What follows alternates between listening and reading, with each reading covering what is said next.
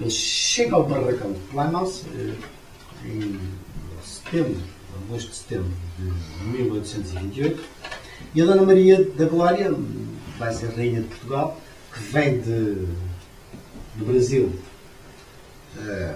porque o pai a manda para cá. Era uma miudinha com 9 anos. Era uma miudinha com 9 anos, Rainha de Portugal, mas com 9 anos. Não vem para Portugal porque o poder em Portugal foi usurpado pelo tio, pelo Dom Miguel, e acaba por ir para a Inglaterra, como toda a gente sabe. Em Inglaterra, ela chega e a missa que é feita para a recepção da Rainha, de Sua Majestade, teve um orador, chama-se Padre Marcos. O Padre Marcos foi o orador a homilia dessa missa, é ele que faz. Já agora, já me esquecia de vos dizer mais umas coisinhas lá para trás. Já esqueci-me de dizer e posso voltar a dizer. Em 1821-22, o Padre Marcos é o orador de muitas homilias importantes em Lisboa. Uma delas é o aniversário da Revolução. E é ele o orador. Portanto, ele é um homem com a grandeza desta. Já é um homem com esta dimensão. Ele faz as comemorações do primeiro aniversário da chegada do Rei a Portugal, de Dom João VI, no dia 4 de julho de 1822. Ele faz a oração da ação de graças na Igreja da Encarnação e é ele o orador oficial. É ele também que está na origem da desativação de uma espécie de... da desativação de um facto esquisito que ocorreu nos arredores de Lisboa, que foi o aparecimento de uma imagem de Nossa Senhora da Conceição da Rocha, não sei se é conhecido de vocês. Há uma imagem que aparece numa gruta, num buraco, encontrada por uns miúdos que corriam atrás de uma bola, de um coelho, encontraram uma imagem que lá estava. E é curioso que esta imagem apareceu nas vésperas, no dia 30 de maio de 1822, uns dias antes da aprovação da Constituição em Portugal. E a leitura que muita gente faz é que Nossa Senhora veio dar um sinal para que o país não fizesse a aprovação da Constituição.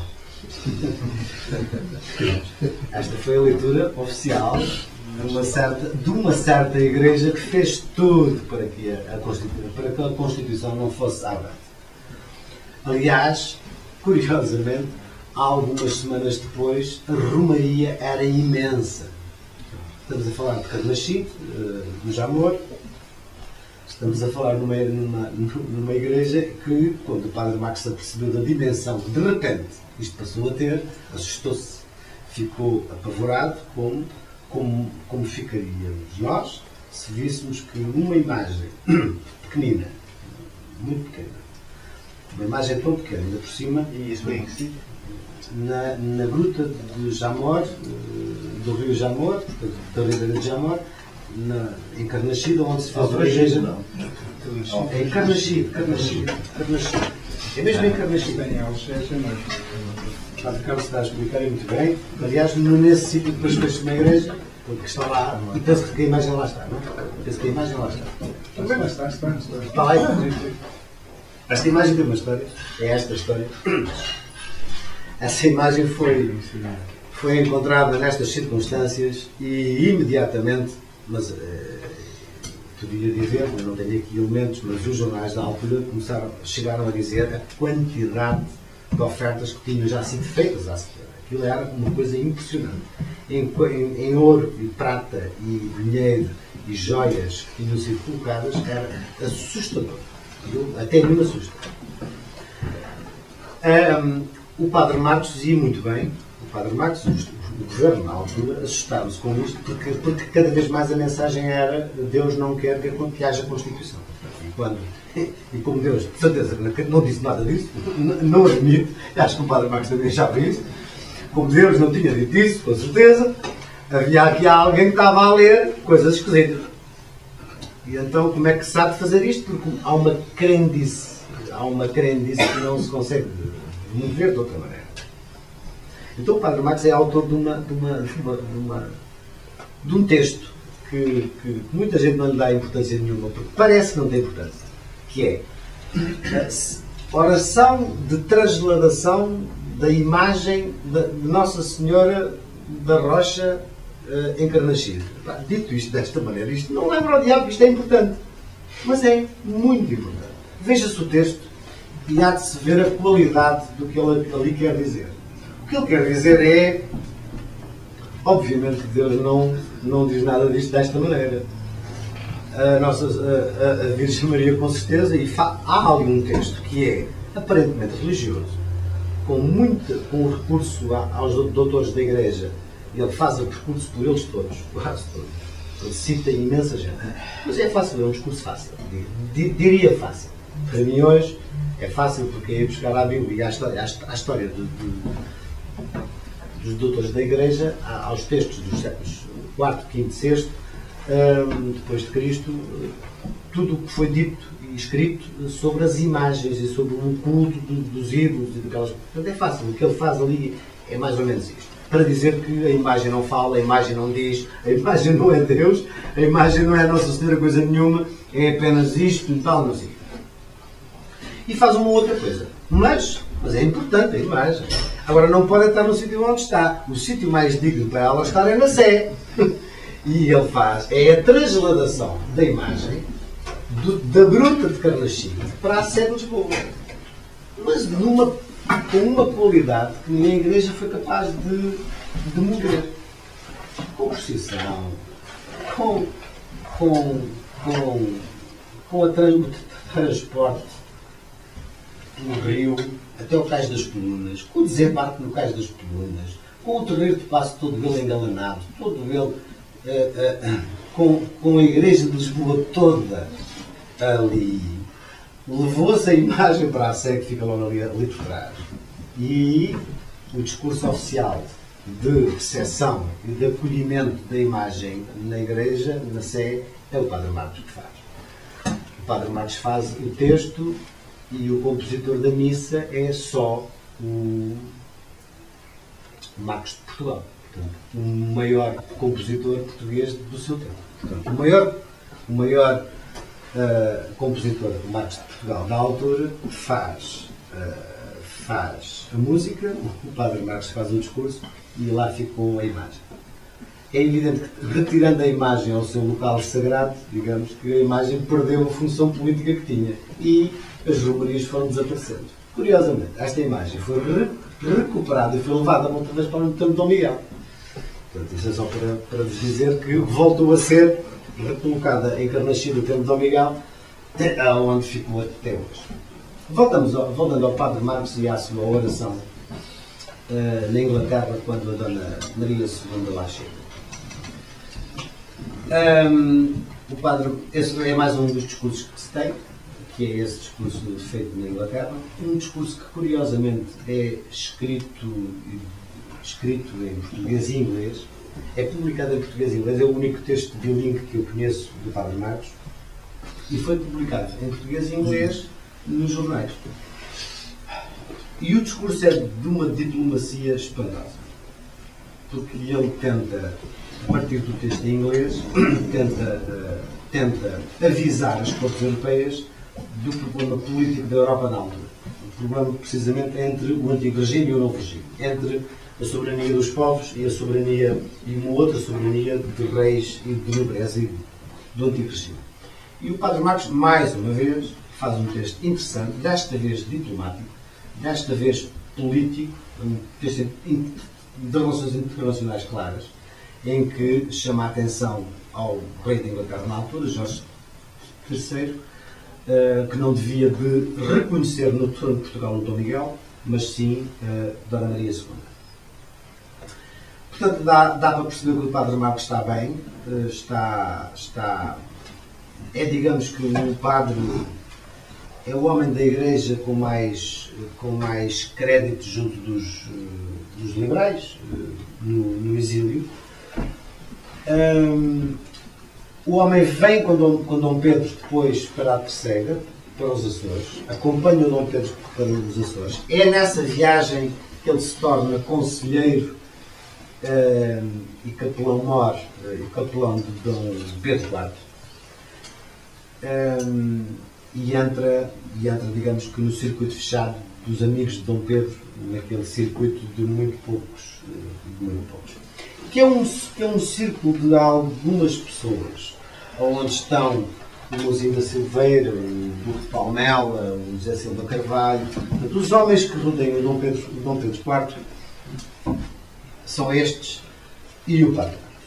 Portanto, o Padre Marcos está aqui. É este o sítio dele, de quem, aliás, se faz muito amigo, de Dom Pedro. Isso aí foi em que ano? Diga? Em que ano? Já estamos nos Açores, estamos em março, abril de 1832. 1832 é a altura em que ele chega aos Açores. E é a altura em que ele chega ao círculo dos amigos de Dom Pedro. É feito capelão-mor e é feito capelão e conselheiro e confessor de Dom Pedro IV. A legislação de reformas que o Dom Pedro implementa nessa altura já põe o Padre Marcos como presidente das comissões de reforma. Portanto, a partir de agora vai presidir a todas as comissões. Todas as comissões. Tudo o que é comissão de reforma eclesiástica, o Padre Marcos preside. Preside a dos Açores, a que vai existir nos Açores. Preside a que vai ser feita no Porto, na altura do cerco do Porto. E preside depois a de Lisboa. Depois de chegar a Lisboa, Dom Pedro volta a nomear o Padre Marcos para a presidência da Comissão de Reforma Eclesiástica. Ou seja, tudo o que é legislação feita dos Açores ao Porto, a Lisboa, é o Padre Marcos que diz como é. E eu não tenho dúvidas do que estou a dizer. Porque, obviamente, que ele é o presidente de uma comissão que é colegial. Obviamente. Mas é ele que preside sempre. E depois, preside estas comissões durante 15 dias. Ele preside 15 dias e extingue-se logo 15 dias depois. Parece que os historiadores não perceberam o que é que isto significava. Mas isto significa mais ou menos isto. Ele é presidente de uma comissão de reforma que estuda e que de repente faz aprovar os decretos todos. E depois a seguir ele é nomeado como presidente da comissão de execução da legislação. Ou seja, ele agarra nas leis que ele próprio fez, ou que ele ajudou a fazer, e implementa. Portanto, o Padre Marcos é a figura principal da reforma eclesiástica portuguesa do liberalismo. Ponto final. Isto para 1832, 1833, 1834. Em 1833, quando Dom Pedro IV chega a Lisboa, chega nestas condições. Ele chega a Lisboa e o clero português está no seguinte estado. O cardeal é um bom homem. O Frei Patrício é um bom homem. Aliás, não se meteu muito a apoiar nem um nem outro lado. Enfim, pode-se dizer que ele apoiou um pouco Dom Miguel, mas não foi, por exemplo, como Núncio. O embaixador do Vaticano em Portugal, esse foi escandaloso, porque o Núncio Apostólico em Portugal faz não apenas textos de ameaça de excomunhão a quem não apoiasse Dom Miguel, como faz uma série de disparates destes, que o tornam persona não grata quando Dom Pedro IV cá chegar, como é evidente. Aliás, o Dom Pedro IV faz uma coisa quando esteve no exílio. Ele, antes que o Papa reconhecesse Dom Miguel, ele disse ao próprio Papa: não faça isso, porque se o fizer, olhe que eu não vou aceitar nenhum dos bispos que o Papa nomear. Estou a dizer isto porque mais tarde vai haver em Portugal uma cisão na Igreja. Diz-se cisão. Diz-se cisma. Sim ou não? O Padre Marcos vai defender que nunca houve cisma nenhum. Outros historiadores vão dizer que houve cisma, sim, senhor. Então, do que é que estamos a falar? Estamos a falar de bispos, ou melhor, de dioceses, que tiveram dois bispos ao mesmo tempo. Um nomeado por Dom Miguel, outro nomeado por Dom Pedro. Então, mas eram os reis que nomeavam os bispos? Eram. Os reis nomeavam os bispos e o Papa confirmava. Era assim que se fazia por direito do padroado da coroa que Portugal tinha. Esse direito que Portugal tinha já há muitos séculos. O Dom Miguel, de facto, fez umas nomeações.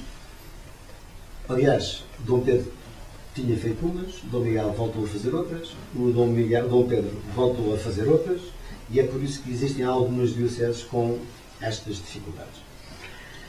Como é que se vai resolver este problema? Este problema vai se resolver da seguinte maneira. Quando chega Dom Pedro a Lisboa, depois da Guerra Civil, o núncio é considerado persona não grata. Portugal corta relações com o Vaticano. Portugal tem relações cortadas com o Vaticano desde agosto de 1833 até 1841, na altura em que se retoma as relações com a Igreja. E já agora o Padre Marcos também está no reatamento das relações com a Igreja, com o Vaticano. Durante este tempo em Portugal não havia forma do Papa poder subscrever nenhuma das decisões do Estado ou das nomeações de bispos. Nem as autorizações especiais, no caso dos casamentos, etc. Estas funções teve-as o Padre Marcos. Era por isso que muitas vezes ele era acusado de ser o Papa português. Percebe? Aliás, há uma expressão que é Marcum habemus Papam, quer dizer, ou seja, Marcos é o nosso Papa, não é? Temos Papa Marcos. Temos Papa Marcos. Porque ele, na ausência, na falta de competência da entidade jurídica superior eclesiástica em Portugal, como era o Vaticano, em tempo de relações interrompidas, era o Padre Marcos que fazia isto, porque ele era arcebispo de Lacedemónia. Ele era, portanto, que é um cargo que se tem por ser o capelão da coroa, não é?